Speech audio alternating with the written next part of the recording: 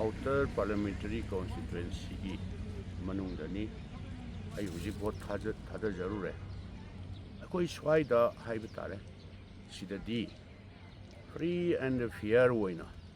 अदुम भोट थादनै अइना हाइजनिंगी इलेक्शन कमीशन ऑफ इंडिया दा मरी लेनबदा पेरी फेरी दा लेरिबा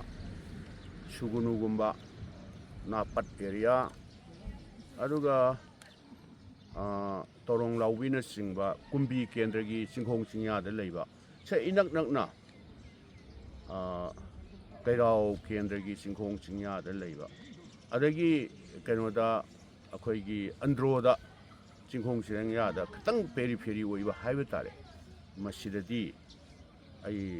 फ्री एंड फेयर ओइगनी हाइबेसि थाजेदे इवन सुगुनु एरिया दसु मसक खंगदबसिंगना हुजिक नोंमै राउंड कया कापगा भोट थादब थोरकदौबा भोटरसिंग इलेक्टोरेट सिंगदु मिपाइनदना लोई सेनरेबा अदुना मोय खरना पुलप पुलप नमननबा मसिदी इंडिया की डेमोक्रेसी से वेल प्लान तौरगा डेमोक्रेसी हातोकनबा तौबा प्लान का पेरीफेरी एरिया सिदना होमगार्ड कुंबा करिगुंबा खरा थमजलगा कीना सेनगदौबा खुलाई मतिक साना पाइदबा मफमदुदना होमगार्ड कुंबा करिगुंबा थौजल तौसे यामना लाइबक थीबनी